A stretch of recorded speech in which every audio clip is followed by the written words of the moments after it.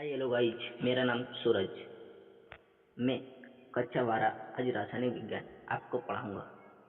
कक्षा 12 रासायनिक विज्ञान नोट्स व पीडीएफ इसी वीडियो में आपको मिलेगा। सही बच्चों, आज हम क्या पढ़ेंगे आपके सामने? क्लास 12 केमिस्ट्री अध्याय 1 या अध्याय 2 जो है billion solution. Hi hello guys, मेरा नाम सूरज। आज हम आपको बताएंगे कक्षा 12 रासायनिक विज्ञान जो है बिलियन। हम बिलियन का पूरा कॉन्सेप्ट थ्योरी वाइज क्लियर कराएंगे आज। जो बिलियन पूछा है, बिलियन क्या है?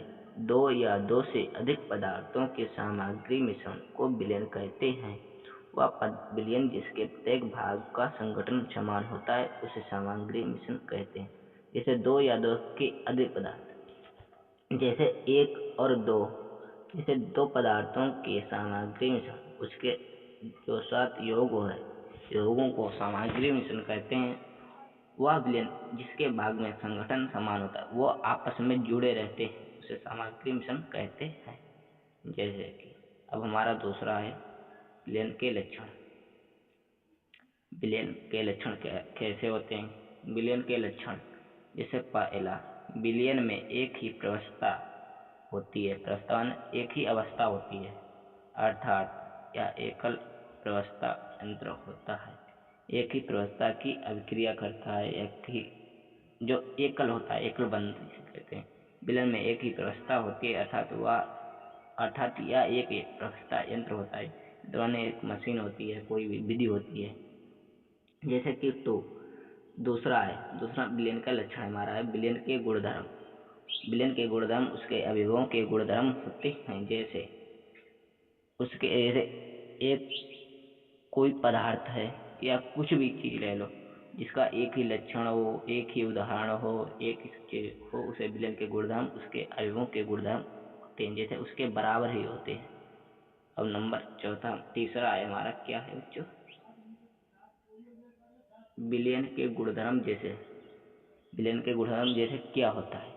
जैसे पहला है तनाव, श्यानता, घनत्व, हिमांक, क्वथनांक आदि विलयनों के संगठन के परिवर्तित होते हैं, मिले होते हैं, आदि विलयनों में मिले होते हैं। जैसे नंबर चौथा हमारा है, क्या है? विलयनों के घटकों को भौतिक विधि द्वारा सरल से पृथक नहीं किया जा सकता। जो सरल है उसे हार्ड नहीं बनाया जा सकता, और जो हार्ड होते हैं उसे सरल नहीं बनाए जाते हैं उनके घटकों को। और नंबर हमारा 5वां है, रासायनिक अभिक्रिया न करने वाले सभी गैसों के मिश्रण सामग्री विलयन होते हैं। सही बच्चों। अब नंबर हमारा अब क्या है? हमारे विलायक उदाहरण। इनके उदाहरण पहले हम बताएंगे। विलय क्या होते हैं? विलय क्या चीज है?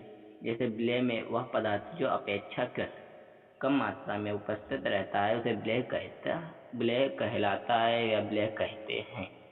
जैसे कि विलय में वह पदार्थ जो अपेक्षाकृत कम मात्रा में उपस्थित रहता है विलय कहलाता है। जो विलयन है वह कम अपेक्षा मतलब कम घनत्व में होता है उसे ही विलय कहलाता है। जैसे विलय में वह पदार्थ जो अधिक मात्रा में उपस्थित होता है उसे विलायक कहलाते हैं। इसका उल्टा, जो विलय वो कम होते हैं, जो विलायक होते हैं वो अधिक होते हैं। जो पदार्थ की अधिक मात्रा होती है वो विलायक कहलाते हैं। जैसे उदाहरण आपको मैं समझाता हूँ। जैसे कि उदाहरण में दिया है नमक। नमक क्या है? जैसे नमक का जल में विलयन। इस उदाहरण में नमक विलय तथा जल विलय कहलाता है। जैसे कि नमक जो हमारा है वह विलय है, वह कम, जो कि नमक है वो कम है और विलय है। विलय किसमें? जल में। और जल क्या है? विलायक। जल है ज्यादा, जल में विलायक होगा और नमक, तो उसे कहते हैं विलायक।